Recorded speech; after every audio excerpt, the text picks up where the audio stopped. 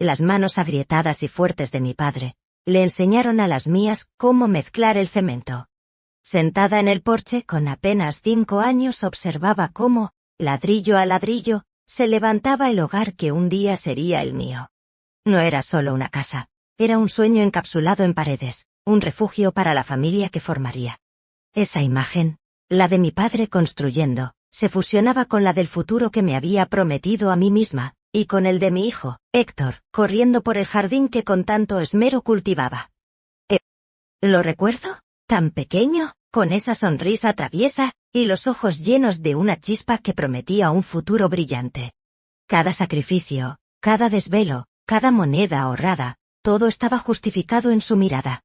Él era el reflejo de todo lo que había construido, de los valores que mis padres me inculcaron, el amor incondicional, la dedicación, la fuerza de los lazos familiares. Era la imagen de mi hijo, de mi familia, de todo lo que había construido. Cuando nació Héctor, el mundo adquirió un nuevo color, una melodía diferente. Sus primeros pasos, sus primeras palabras, cada logro, era una victoria para ambos. Lo crié sola, con la convicción inquebrantable de darle todo lo que yo no tuve, de ser su pilar, su confidente, su más grande admiradora. La casa, esa misma casa, donde ahora mis recuerdos se retorcían de dolor, fue testigo de su crecimiento, de sus risas infantiles, de las promesas susurradas al anochecer. Imaginaba su futuro, lleno de éxitos, rodeado de una familia amorosa, siempre regresando a este hogar que era su cuna. La idea de que algo pudiera empañar esa perfección era impensable, una traición a la misma esencia de mi ser. Mi corazón de madre latía al ritmo de su bienestar, y cada fibra de mi existencia estaba dedicada a nutrir ese lazo, a proteger esa imagen idílica que había forjado con tanto amor y esperanza. No había grieta, no había sombra en aquel entonces, solo la luminosa promesa de un mañana compartido, eterno y feliz. El tiempo, ese implacable tejedor de destinos, transformó al niño en un joven apuesto, lleno de promesas y ambiciones. Entonces, ella apareció. Piura. Recuerdo la primera vez que la vi, en una reunión familiar, su risa estridente resonando en mi sala, una presencia que llenaba el espacio de una forma que yo, instintivamente, percibí como abrumadora. Héctor, mi Héctor, estaba deslumbrado. Sus ojos brillaban con una intensidad que nunca antes había visto, un fervor que me inquietó profundamente. Ella era exótica, audaz, con una belleza que desafiaba la dulzura que yo siempre había asociado con el amor verdadero. Sus modales eran diferentes, su forma de hablar, de mirar, todo en ella gritaba una sofisticación que me parecía forzada. Intenté acercarme, conocerla, entender qué veía mi hijo en esa mujer que parecía tan distinta a la imagen de nuera, que siempre había fantaseado. Pero cada intento era recibido con una sonrisa evasiva, una respuesta corta, una barrera invisible que me impedía conectar. Héctor, ciego de un amor que yo ya empezaba a cuestionar, la defendía con vehemencia, atribuyendo mi inquietud a los celos de una madre protectora. ¿Celos? Quizás una parte, la parte que veía como una fuerza ajena, se infiltraba en la burbuja de mi familia. Pero era más que eso, era una premonición, un escalofrío que recorría mi espalda cada vez que observaba la forma en que Piura manipulaba a Héctor con una mirada, con una palabra bien colocada. 2 años después de conocerse, en un torbellino de decisiones precipitadas y bajo la influencia de Piura, anunciaron su compromiso. Mi corazón de madre gritaba una advertencia silenciosa, pero mi razón, impulsada por el deseo de ver a mi hijo feliz, callaba esa voz. Quería creer, anhelaba creer que mi intuición se equivocaba, que esta extraña mujer con su sonrisa seductora y sus ojos calculadores, realmente amaría a mi hijo y lo haría feliz. La noticia del compromiso cayó como un jarro de agua fría en mi alma, aunque mi rostro intentara reflejar una alegría que no sentía. Luis, un amigo de la familia de toda la vida, un hombre sabio y de pocas palabras, me encontró en la cocina, preparando café con manos temblorosas. Sus ojos, profundos y llenos de una compasión que no necesité descifrar, se posaron en los míos. Solo se casa una vez, me dijo con voz grave, refiriéndose a Héctor. Aquellas palabras, dichas casi en un susurro, se clavaron en mi memoria como una estaca. No era un comentario casual. Era una advertencia velada, una verdad cruda envuelta en la aparente sencillez de una frase hecha. Yo, en mi obstinada esperanza, intenté disipar su preocupación, y la mía propia. Luis, Piura lo hace feliz, murmuré, más para convencerme a mí misma que a él. Pero Luis no era de los que se dejaban engañar fácilmente. Su mirada, llena de una tristeza sutil, me decía que él veía algo más, algo que mi amor ciego por Héctor aún se negaba a reconocer. La boda se planeó para Guadalajara, lejos de nuestros círculos más íntimos, una decisión que Piura impulsó con una insistencia inquebrantable. Decía que era por la belleza del lugar, por la atmósfera romántica, pero en el fondo, sentía que era una forma de alejarnos, de cortar los lazos con la gente que podría ver a través de su fachada. Había una parte de mí que gritaba, que alertaba sobre la velocidad con la que todo se desarrollaba, sobre la prisa de Héctor por complacer cada capricho de su prometida. Pero me ahogué en la ilusión de la felicidad de mi hijo. No quería ser la madre que se oponía a su amor, la mujer que interponía sus miedos en el camino de la felicidad de su único hijo. Las palabras de Luis resonaban: solo se casa una vez. Y en aquel momento, no comprendía la magnitud de la tragedia que esas simples palabras presagiaban. El día de la boda en Guadalajara fue un espectáculo de lujo y ostentación. Piura, deslumbrante en su vestido de encaje, parecía flotar entre los invitados, su sonrisa una máscara perfecta. Héctor, a su lado, era un príncipe encantado, sus ojos solo para ella, ciego a las sutiles incomodidades que el evento generaba entre los pocos conocidos que habíamos viajado. Yo, vestida con el traje que elegí con tanto esmero, me sentía como una invitada ajena a la fiesta principal, una espectadora de un drama, en el que se me había asignado un papel secundario. Mis ojos buscaban a Héctor, anhelando un instante de su atención, una mirada de complicidad, pero él estaba absorto en su nueva vida, en su nueva reina.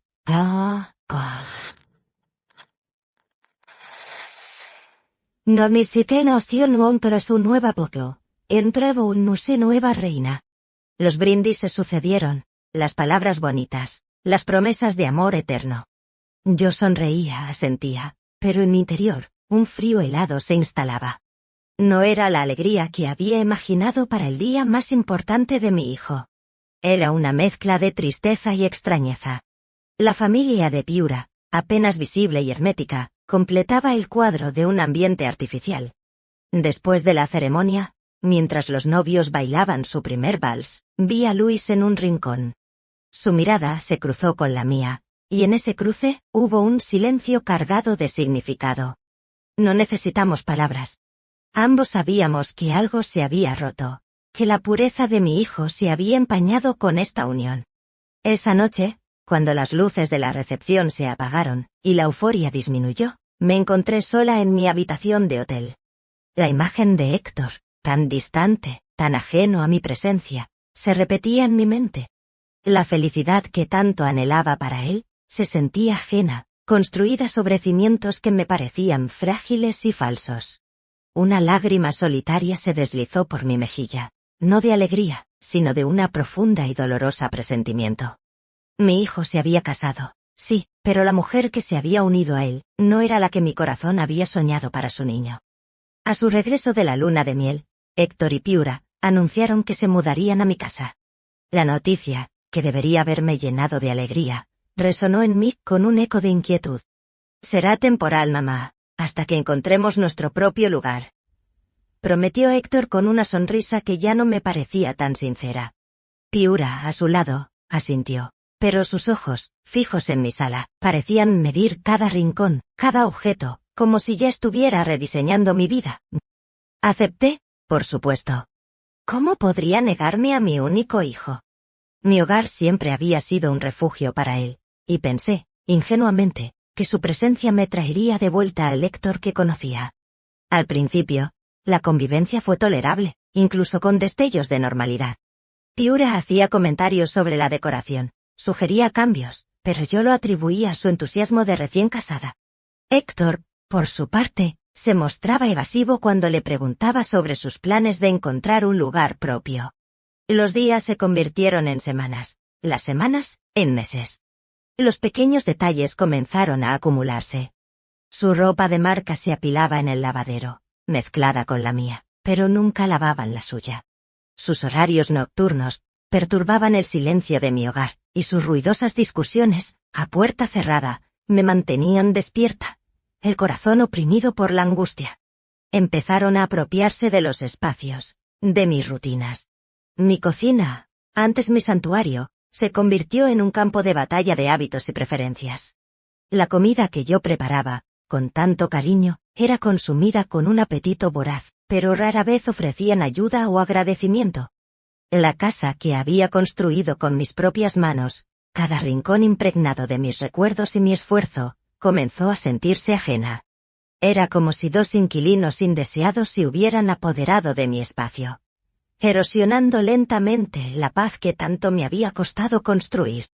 La dulce promesa de un hogar compartido se transformaba en una invasión silenciosa, y mi corazón comenzaba a comprender que las advertencias no solo venían de los demás, sino también de la propia realidad, que se instalaba bajo mi techo. Una tarde, mientras regaba mis geranios en el patio trasero, Córdoba, mi vecina de toda la vida y amiga de confianza, se acercó a la reja que separaba nuestros jardines. Su rostro, usualmente alegre y parlanchín, estaba surcado por una preocupación que no intentaba ocultar. «Córdoba, esto no está bien», me dijo cuando estuvimos solas en la cocina, con la voz apenas un susurro. Me ofreció una taza de té, pero sus ojos evitaban los míos, como si temiera lo que encontraría en ellos. Sabía a qué se refería, aunque intenté disimular mi malestar con un gesto de indiferencia. «¿A qué te refieres, amiga?», pregunté, fingiendo desconocimiento, pero mi voz traicionaba mi angustia. Ella suspiró, su mirada finalmente encontrando la mía, cargada de una compasión que me desarmó. «Héctor ya no es el mismo», me dijo con suavidad. «Y esa muchacha, Piura, ella no le hace bien. La he oído gritarle, y a ti te veo apagada, como si te estuvieran consumiendo». Quise defenderme, defender a mi hijo, la imagen de él que tanto me costaba soltar. Le expliqué que eran cosas de pareja, que él solo estaba estresado con el trabajo, que Piura era un poco temperamental pero con buen corazón. Mis palabras sonaban huecas incluso para mí misma. Córdoba no me interrumpió, solo me escuchó con esa paciencia inagotable que siempre la había caracterizado. Cuando terminé, simplemente asintió. «Solo espero que no sea demasiado tarde para que veas lo que yo veo», me dijo, y el dolor en su voz era casi más difícil de soportar que la verdad de sus palabras. Esa noche al acostarme, las palabras de Córdoba se arremolinaron en mi cabeza. No podía seguir ignorando los signos. Héctor se había vuelto distante, irritable, a veces incluso cruel. Piura, con su constante demanda de atención y su manipulación silenciosa, había convertido mi hogar en un lugar de tensión constante. La esperanza de que mi hijo reaccionara, que volviera a ser el niño amoroso que había sido, se aferraba a mí con uñas y dientes, pero ya no con la misma convicción. Las voces de mis amigos, las sombras en mi propia casa, todo apuntaba a una misma, dolorosa verdad que yo me negaba a pronunciar en voz alta. Mi hijo, el amor de mi vida, se estaba perdiendo en un laberinto de influencias tóxicas y actitudes destructivas. Y yo, su madre, observaba impotente cómo se desdibujaba la imagen que había forjado con tanto amor. La paz de mi hogar era ya un recuerdo lejano. Las discusiones se hicieron más frecuentes, más ruidosas, y el respeto, una palabra que alguna vez fue el cimiento de nuestra convivencia, se desvanecía en cada intercambio. Una tarde, el detonante fue un simple recibo de la luz. Yo intentaba explicar a Héctor que el consumo se había disparado desde que ellos se mudaron, que necesitábamos ser más conscientes de los gastos. Él, con esa nueva arrogancia que lo había invadido, reaccionó con una hostilidad que me dejó sin aliento. «Esta es mi casa, ¿no? Si no están a gusto, tienen la puerta abierta», me dijo con voz cortante ignorando mi punto. Pero esta vez, no era yo quien reclamaba, sino la realidad de una economía familiar que se tambaleaba bajo el peso de sus excesos. Piura, sentada en el sofá, Solo se dedicaba a pintarse las uñas. Su silencio una aprobación tácita a la actitud de Héctor. Héctor, no es tu casa en el sentido que piensas, es el hogar que construí con tu padre, con mi trabajo, le respondí, el nudo en la garganta apenas dejándome respirar. Él se rió, una risa hueca y cruel que no reconocí. Pues ahora es nuestra casa, mamá. Y no tienes que quedarte si no quieres. Sus palabras fueron un golpe más fuerte que cualquier bofetada. Esa noche me encerré en mi habitación, con el corazón roto. No podía creer que esas palabras salieran de la boca de mi hijo. Había esperado que reaccionara, que volviera a ser el niño amoroso que había sido, que recordara los valores con los que lo crié. Pero solo encontré una frialdad y una crueldad que me eran ajenas. La imagen del niño que corría por el jardín, la promesa de un futuro feliz, todo se desvanecía ante esta nueva versión de Héctor. Mi esperanza, antes una llama viva, ahora parpadeaba débilmente, amenazada por el viento gélido de la desilusión. Me dolía la cabeza, el alma, todo mi ser se sentía magullado. La casa que había construido con mis propias manos, se había convertido en una prisión, y yo, su dueña, era la cautiva en mi propio hogar. La traición no era solo de Héctor, era también mía, por haber permitido que la situación llegara a este punto, por haber confundido el amor con la ceguera. Los días se arrastraban, cada uno más pesado que el anterior. La tensión era un inquilino más en la casa, asfixiando cualquier rastro de alegría o paz. Héctor y Piura habían instaurado una especie de reinado tácito, donde sus caprichos eran ley y mi opinión, una molestia insignificante. Sus ropas de marca, las salidas nocturnas, los restaurantes caros, todo se financiaba con mi trabajo, con la pensión modesta que había acumulado durante años de esfuerzo. Yo, que siempre fui austera y cuidadosa con mis finanzas, me encontraba racionando cada centavo, mientras ellos vivían una vida de lujos a mi costa. Era una burla, una humillación silenciosa que se repetía cada día. Piura, con una sonrisa dulce y venenosa, me pedía dinero para sus necesidades, siempre urgentes, siempre justificadas con excusas vagas. Y Héctor, mi hijo, no solo aprobaba estas peticiones, sino que a menudo las respaldaba con una demanda velada, con un tono que dejaba claro que no tenía opción. Lo más doloroso era ver cómo mi hijo, que antes era trabajador y ambicioso, se había transformado en un parásito, un hombre que no aportaba nada al hogar, que no se preocupaba por el futuro. Sus días transcurrían entre el ocio y la complacencia, mientras yo me deslomaba para mantener a flote la economía familiar. La casa, antes un santuario de mis logros, se había convertido en el escenario de mi sacrificio, y su desvergüenza, un pussy. Comían mi comida, encendían mis luces, usaban mi agua, todo con una naturalidad pasmosa, como si les fuera debido. Sentía un vacío inmenso en el pecho, una tristeza profunda al ver cómo mi hijo, bajo la influencia de Piura, se había corrompido hasta el punto de la indiferencia total hacia mi bienestar. La esperanza de un cambio se hacía cada vez más remota, reemplazada por una amarga resignación. Yo seguía esperando que Héctor reaccionara, que volviera a ser el niño amoroso que había sido, pero cada día me mostraba un hombre más distante, más egoísta, más desconocido. La línea entre el amor maternal y la autodestrucción se hacía cada vez más delgada, y yo me encontraba al borde del abismo, sin saber cómo escapar de esa trampa que en un principio había tendido con mis propias manos para asegurar su felicidad. La frustración y el resentimiento se acumulaban en mi pecho, como una olla a presión a punto de explotar. Decidí que no podía seguir así. Tenía que intentar una última vez, apelar al Héctor que recordaba, al hijo que había amado con todo mi ser. Una noche, mientras Piura estaba de compras, lo abordé en la sala. Había preparado mis palabras cuidadosamente, buscando no sonar acusatoria, sino dolida. Héctor, hijo, necesitamos hablar. Esto no está bien, nuestra situación no es sostenible, le dije con la voz suave pero firme. Él, con el control remoto en la mano, apenas desvió la mirada de la televisión. Aquí no pasa nada, mamá. Estamos bien, respondió con un desinterés que me hirió más que cualquier reproche.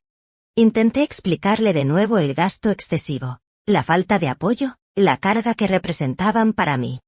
Le recordé los sueños que tenía para él, la independencia que siempre le inculqué. Su respuesta fue una risa burlona, llena de desprecio. Mamá, por favor.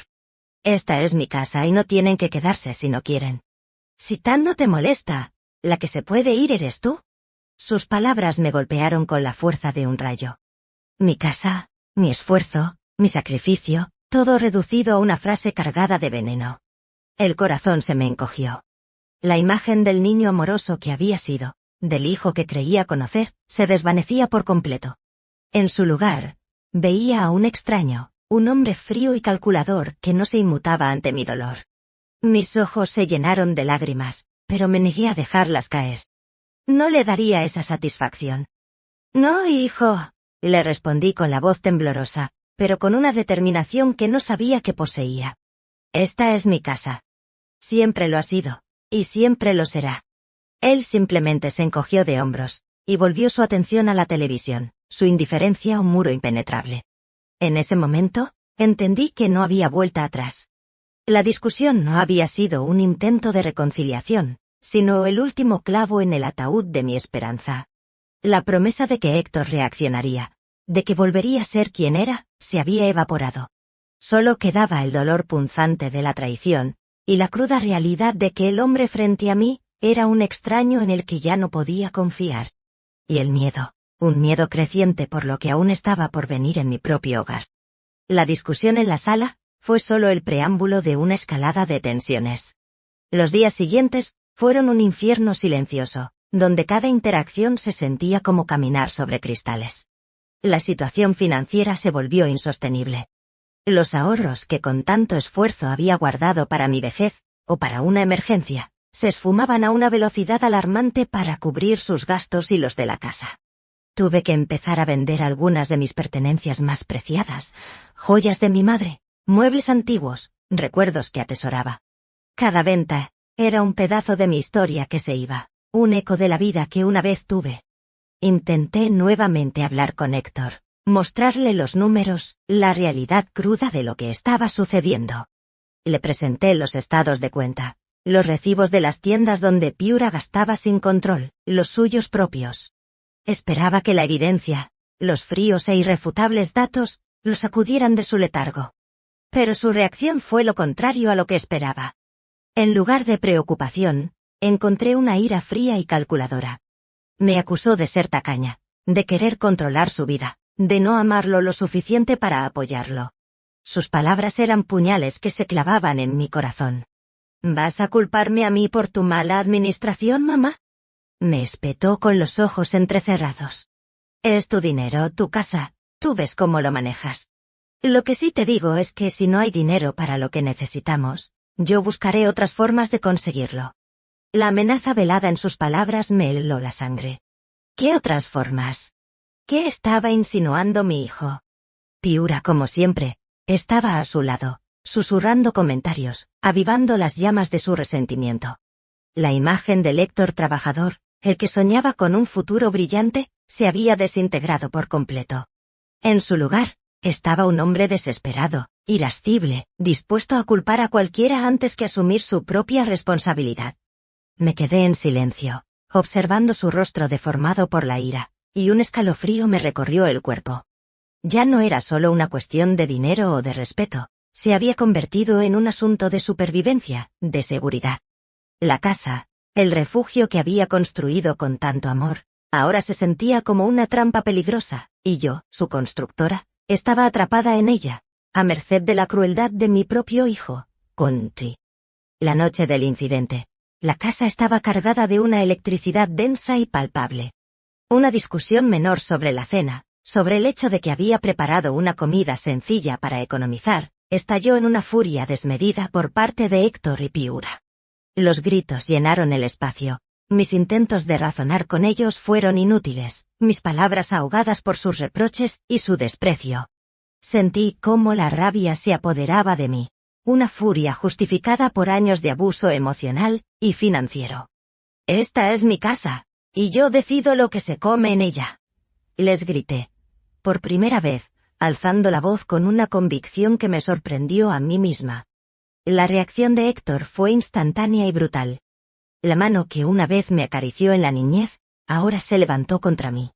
El impacto resonó en la cocina, un sonido sordo que pareció detener el tiempo. Caí al suelo, el dolor agudo en mi mejilla eclipsado por la conmoción, la incredulidad, la más profunda de las traiciones. Me quedé en el piso de mi cocina, en la casa que construí con mis propias manos, el sabor metálico de la sangre en mi boca, la piel ardiendo, pero el corazón mucho más herido que cualquier herida física. Piura, en lugar de horror, solo mostró una mueca de triunfo, sus ojos brillando con una satisfacción perversa. La imagen de Héctor, imponente sobre mí, con su ropa de marca, su rostro desfigurado por la ira, comiendo mi comida, viviendo de mi trabajo, después de haberme golpeado y humillado, se grabó a fuego en mi mente.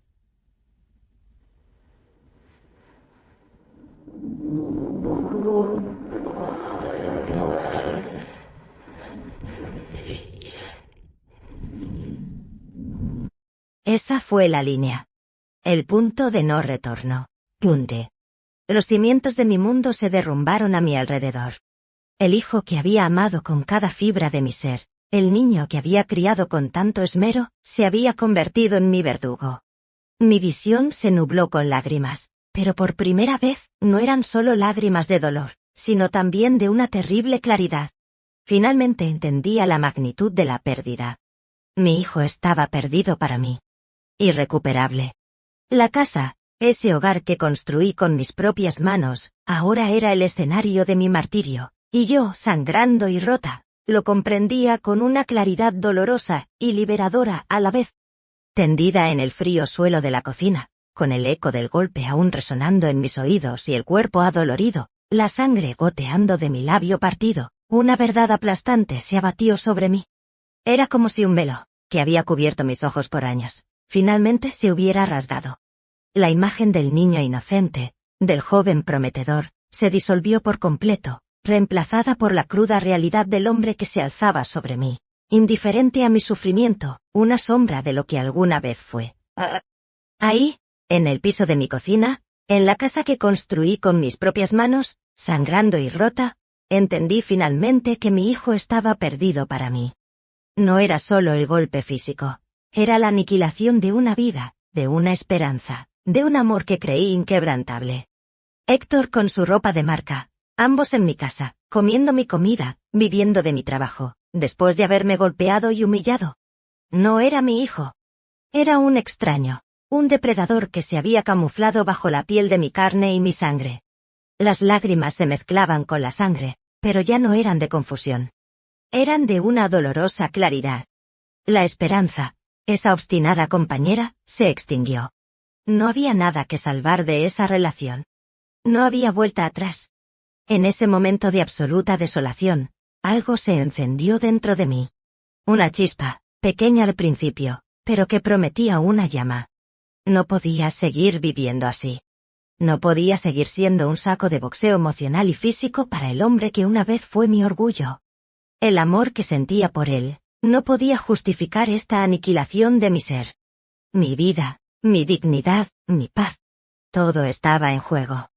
Y en esa cocina fría y silenciosa, con el corazón roto y el espíritu magullado, tomé una decisión. Una decisión inquebrantable, forjada en el dolor más profundo. Si mi hijo estaba perdido para mí, entonces yo tenía que encontrarme a mí misma. Tenía que luchar por la mujer que fui, por el hogar que construí, por la vida que merecía. El amor maternal, tan poderoso, había sido mi mayor debilidad. Ahora, debía convertirse en mi mayor fuerza. No para él, sino para mí. La luz del amanecer se filtraba por la ventana de la cocina, revelando el desorden de la noche anterior, pero para mí, era una luz distinta, una que prometía un nuevo comienzo. El dolor físico aún estaba ahí, un recordatorio agudo de la violencia, pero la claridad mental era un bálsamo. Me levanté del suelo, mi cuerpo resentido, pero mi espíritu inquebrantable. Me miré en el espejo del baño, observando mi rostro hinchado, mi labio partido, los ojos que ahora reflejaban una determinación férrea. No sé qué es, pero no es mi hijo, susurré a mi reflejo, las palabras confirmando la verdad que había evitado durante tanto tiempo. No, hijo. Lo que estoy haciendo ahora es ayudarme a mí misma, algo que debía hacer hace mucho tiempo. Esas palabras no eran para él, sino para la mujer que me había abandonado por años, la que había sacrificado su propia vida por una ilusión. Era tiempo de poner un fin, de trazar una línea inquebrantable. La culpa, que me había atado por tanto tiempo, comenzó a disiparse. No era egoísmo, era supervivencia, era dignidad. Cada lágrima derramada, cada humillación soportada, cada pedazo de mi alma sacrificado, había culminado en esta dolorosa pero necesaria revelación. Decidí que el primer paso era el más difícil, sacarlos de mi casa, de mi vida. Sabía que no sería fácil. Héctor y Piura no se irían sin oponer resistencia. Pero ya no era la misma mujer que los había recibido con los brazos abiertos. El amor incondicional había dado paso a una voluntad de hierro. Mi casa, mi fortaleza, mi santuario, no sería más su campo de batalla. Comencé a investigar, a buscar asesoría legal, a entender mis derechos. Cada llamada telefónica, cada consulta, era un acto de valentía, una pequeña victoria sobre el miedo que me había paralizado. El camino sería largo y arduo, lo sabía, pero por primera vez en mucho tiempo, sentí un destello de esperanza, no por la restauración de mi antigua vida, sino por la construcción de una nueva. Una vida libre de abuso, de sacrificio, de la sombra de un hijo que había elegido el camino de la oscuridad. La mujer rota en el suelo de la cocina había renacido, forjada en el fuego de la traición y la autodeterminación. Y esta vez, no habría marcha atrás. Con la decisión forjada en el dolor, mi primer paso fue llamar a la policía para dejar constancia de lo sucedido. No quería presentar cargos de inmediato. Mi corazón de madre todavía se resistía a esa última humillación pública para Héctor, pero necesitaba protección y un registro oficial. El oficial llegó esa misma mañana, su rostro serio y profesional, mientras tomaba mi declaración. Piura y Héctor, que estaban en la sala, fingieron una actitud de indignación y victimismo. Mamá está exagerando, solo fue una discusión, dijo Héctor, intentando minimizarlo, su mirada desafiante. Piura, con lágrimas falsas en los ojos, se agarró a su brazo, murmurando algo sobre lo difícil que era la situación con una madre tan temperamental. El oficial, sin embargo, no parecía convencido por su actuación. Sus ojos expertos examinaron mi rostro hinchado, la marca en mi labio, los signos evidentes de mi sufrimiento, les advirtió sobre las consecuencias legales de la violencia doméstica, y les informó sobre mis derechos como dueña de la propiedad. La atmósfera en la casa era tensa, pesada con el rencor y la furia contenida. Les pidió que se calmaran y que buscaran una solución pacífica. Luego de un rato, cuando sintió que la situación estaba bajo un precario control, él y el oficial se fueron dejándome sola con Héctor y Piura. Él del que hablo, era el mediador social que me había acompañado, un hombre amable que entendía mi dolor. Su partida dejó un silencio opresivo. La verdadera batalla, pensé, estaba a punto de comenzar. Los observé, sentados en el sofá que yo había comprado, sus rostros tensos y llenos de resentimiento. Ya no había rastro de fingimiento. Sus ojos me miraban con un odio apenas disimulado. Mi corazón aún latía con fuerza, pero ya no era por miedo, sino por la adrenalina de la confrontación inminente. Sabía que esta era la calma, antes de la tormenta. Ya no me importaba su opinión, su resentimiento. Había cruzado una línea, y no había vuelta atrás. La dignidad, que me había sido arrebatada, ahora regresaba, centímetro a centímetro. Y en ese silencio cargado, juré a mí misma que recuperaría mi hogar, mi paz, y sobre todo, a mí misma, sin importar el precio. Con el respaldo legal y la fuerza renovada, no perdí tiempo. Esa misma tarde, después de la partida del oficial y el mediador, me enfrenté a Héctor y Piura en la sala, mi mano temblorosa pero firme sosteniendo un sobre. Mis ojos no se desviaron de los suyos, a pesar del temblor interno. Aquí tienen, les dije con voz clara y concisa, entregándoles el documento. Es una orden de desalojo. Tienen 30 días para abandonar mi casa. El silencio que siguió fue atronador, roto solo por el crujido del papel en las manos de Héctor. Sus rostros pasaron del resentimiento a la incredulidad, luego a una furia explosiva. «No puedes hacer esto, mamá», gritó Héctor, poniéndose de pie de un salto. Soy tu hijo. Esta es también mi casa. Sus palabras resonaban con la misma arrogancia de siempre, pero esta vez carecían de poder sobre mí. Piura, pálida, se unió a la protesta, su voz aguda y llena de histeria. Nos estás echando a la calle. Después de todo lo que hemos pasado contigo. Intentaron manipularme, apelando a la culpa, a la lástima, a la imagen de la madre que se niega a ayudar a su hijo. Pero yo ya no era la mujer ingenua que se dejaba doblegar. Hace mucho tiempo que no son mi responsabilidad. Y esta casa es mía. Mis manos la construyeron, mi sudor la mantuvo. Tienen 30 días. Si no se van por las buenas, la ley me ampara para sacarlos por la fuerza. Mis palabras eran un muro infranqueable. Vieron la determinación en mis ojos, una resolución que no habían visto antes. El shock fue evidente en sus rostros. Después de un torrente de insultos y amenazas vacías, finalmente se dieron cuenta de que esta vez no había vuelta atrás. Con un último estallido de ira, Héctor arrugó el papel y lo arrojó al suelo. Esto no se va a quedar así, mamá, me advirtió con los dientes apretados. Piura, agarrándose a su brazo, lo arrastró a su habitación, susurrando planes de venganza.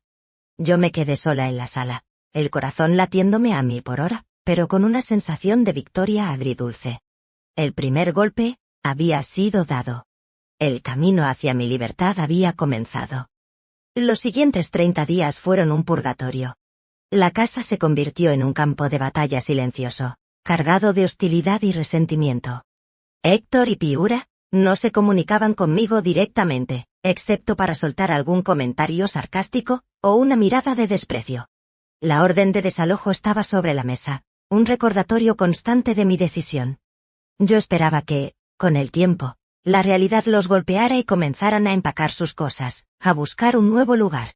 Pero los días pasaban, uno tras otro, y no había señal alguna de movimiento. Sus maletas seguían vacías, sus pertenencias esparcidas por la casa, como si el ultimátum nunca hubiera existido. Intentaban agotar mi paciencia, desafiar mi determinación. Dejaban la cocina sucia, la ropa sin lavar, la música a todo volumen a altas horas de la noche. Cada acto era un desafío, una provocación diseñada para que yo me quebrara, para que retirara la orden. Pero yo me mantenía firme. Había levantado un escudo invisible a mi alrededor, una barrera contra su toxicidad. Mi estrategia era la indiferencia, la calma inquebrantable. Ignoraba sus miradas, sus susurros, sus pequeñas crueldades. Cada mañana me levantaba con la misma resolución, recordándome a mí misma por qué estaba haciendo esto. Las semanas avanzaron. Cuando se cumplieron los 30 días, la casa seguía igual. Héctor y Piura no se habían llevado todas sus cosas. Sus armarios seguían llenos, sus objetos personales intactos en sus cajones. Era una señal clara de su desafío, de su negativa a aceptar la realidad. La frustración amenazó con desbordarme, pero respiré hondo. No me sorprendería. Era exactamente el tipo de comportamiento pasivo-agresivo que había llegado a esperar de ellos. Sabía que tendría que dar el siguiente paso legal, que la confrontación final era inevitable. Pero esta vez no me encontrarían desprevenida. La mujer que estaba en el piso de la cocina, sangrando y rota, había desaparecido.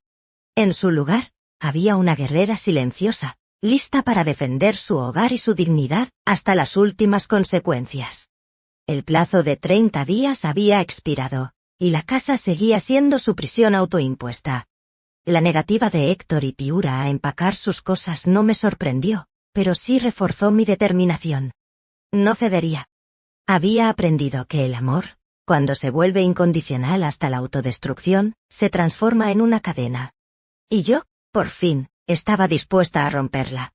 Me puse en contacto con mi abogada. Le expliqué la situación, la resistencia pasiva, la burla de los plazos. Ella me tranquilizó, explicándome los siguientes pasos legales para un desalojo forzoso.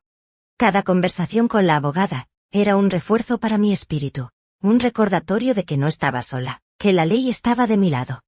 Empecé a cambiar las cerraduras de las puertas de las habitaciones que no usaban, a marcar claramente mis pertenencias, a prepararme para el siguiente asalto.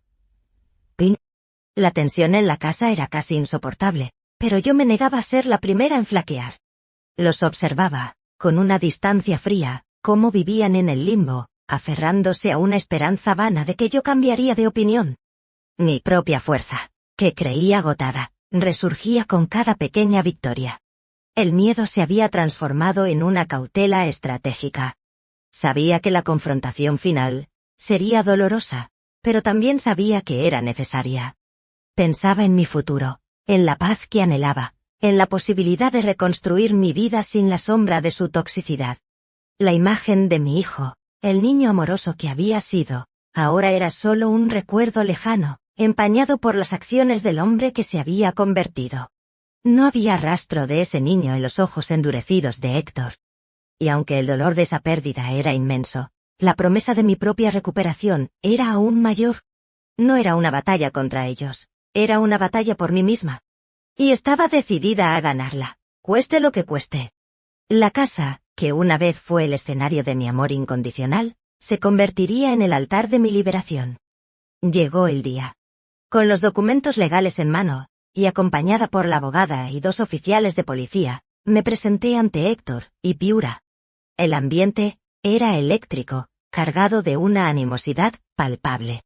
La abogada explicó con voz firme las consecuencias de su resistencia, mientras los oficiales permanecían impasibles, dejando claro que no habría negociación. Héctor, con su rostro desencajado por la rabia, seguía negándose a creerlo. «Esto es un atropello», gritaba, sus puños apretados. «No pueden hacerme esto». Piura, a su lado, lloriqueaba. Sus lágrimas esta vez parecían más genuinas, nacidas del pánico ante la inminente realidad. «Tienen 10 minutos para recoger sus efectos personales más imprescindibles. El resto será embalado y enviado a un almacén que ustedes deberán costear», explicó la abogada con una voz que no dejaba lugar a dudas. La ira de Héctor se transformó en desesperación. Intentó argumentar, suplicar, pero la firmeza en mi mirada, respaldada por la ley, lo detuvo. Me quedé en silencio, observándolos, el corazón latiéndome con fuerza, una mezcla de dolor por el final de una era y una feroz satisfacción por mi propia resiliencia. Los 10 minutos se sintieron como una eternidad. Entre gritos y maldiciones, comenzaron a empacar a toda prisa algunas cosas, lanzando reproches y miradas de odio. Héctor, con su ropa de marca, el símbolo de su vida parasitaria, me dedicó una última mirada cargada de resentimiento puro. «Te vas a arrepentir de esto, mamá», me escupió antes de salir por la puerta, arrastrando una maleta. Piura, con el rostro descompuesto, lo siguió, sin dignarse a mirarme. Cuando la puerta se cerró detrás de ellos, un silencio ensordecedor se apoderó de la casa. Luego, mi abogada y los oficiales se fueron. La casa estaba vacía, o casi vacía. El eco de sus voces aún resonaba, pero ya no era un grito de guerra, sino un lamento lejano. La batalla había terminado. Yo me había quedado en mi casa, en la casa que construí con mis propias manos, no sangrando y rota, sino entera y liberada. El aire se sentía más ligero, más puro. La dignidad había regresado a mi hogar, y a mi vida. El silencio que siguió a la partida de Héctor y Piura, fue al principio ensordecedor, abrumador. La casa, que había estado llena de ruido, tensión y resentimiento durante tanto tiempo, ahora respiraba una paz extraña, casi alienante. Caminé por las habitaciones, observando los espacios que habían dejado atrás, sus huellas de desorden y abandono. En el suelo de lo que había sido su dormitorio, quedaban un par de calcetines sucios, un recibo arrugado de una compra cara, y un ligero rastro de perfume dulzón, que identificaba a Piura. No había rastro de Héctor y Piura. Ni un mensaje, ni una despedida, solo el vacío de su ausencia, y la evidencia de que no se habían llevado todas sus cosas, tal como había predicho. Cada objeto abandonado era un recordatorio de su falta de respeto, de su última burla. Pero, extrañamente, no sentí dolor. Sentí un inmenso alivio. Era como si un peso gigantesco se hubiera quitado de mis hombros, una carga que había llevado por años, sin darme cuenta de su verdadera magnitud. El aire en la casa, antes denso y pesado, ahora se sentía fresco y ligero, como si las paredes mismas pudieran respirar de nuevo. Tomé una escoba y un balde con agua, y comencé a limpiar. No era solo la suciedad física, sino también la energía negativa que habían dejado atrás. Barrí los rincones, pulí los muebles, abrí las ventanas para dejar entrar la luz del sol y el aire fresco. Cada movimiento era un acto de purificación, de recuperación. Con cada pasada de la escoba, sentía que barría también los años de sacrificio y abuso. El dolor y la humillación indígena. Limpié mi cocina, el lugar donde me había derrumbado, donde había tocado fondo. Allí, de pie, recordé el día en que Héctor me había golpeado. Ya no sentía la punzada de la traición, sino la fortaleza de la supervivencia. La casa volvía a ser mía, cada rincón recuperando su esencia, su historia, mi historia. Y en ese acto de limpieza, de reclamación, sentí que yo también empezaba a sanar. Era el primer paso para reconstruir la casa, y para reconstruirme a mí misma. Los días se convirtieron en semanas, y la paz se instaló en mi hogar. Las heridas físicas sanaron, y las emocionales, aunque dejaban cicatrices profundas, ya no me paralizaban. Cada mañana, al despertar en mi casa silenciosa, sentía una gratitud inmensa por la tranquilidad que ahora me envolvía. Había vuelto a mis rutinas, a mis hobbies, a las pequeñas cosas que me daban alegría. Volví a regar mis geranios, a escuchar mi música, a leer esos libros que tanto había descuidado. Y fue en medio de esta quietud, de esta reconstrucción silenciosa, que Emilio apareció en mi vida. No fue un romance apasionado, sino una amistad profunda y reconfortante. Emilio, el hombre que me había ayudado con algunos trámites del desalojo, un vecino cercano que siempre había sido amable y discreto, se acercó a mí con una delicadeza y una empatía que me conmovieron. Hablamos durante horas en el porche, compartiendo historias de vida, de pérdidas y de resiliencia. Él me escuchó sin juzgar, sus ojos llenos de una comprensión genuina. Con él, me atreví a expresar mis miedos, mis arrepentimientos, la culpa persistente. Y él, con su sabiduría tranquila, me ayudó a entender que había actuado con amor, que había hecho lo que cualquier madre haría, y que mi decisión final fue un acto de amor propio, no de traición. Fue a través de esas conversaciones, a través de su apoyo incondicional, y su presencia tranquilizadora, que encontré a mí misma. La mujer que había estado enterrada bajo años de sacrificio y abuso, la que había perdido su voz y su identidad en el torbellino de la maternidad, resurgió. Encontré la esperanza que había estado enterrada bajo años de sacrificio y abuso. Era una esperanza distinta a la que había tenido por Héctor. Era una esperanza por mi propia vida, por mi propio futuro, por la posibilidad de nuevas alegrías y de una paz duradera. La casa, mi casa, se llenó de risas esta vez mías, y las visitas de amigos. La puerta se abría para la vida, no para el dolor. Y en cada nuevo amanecer, sabía que, a pesar de todo, había renacido.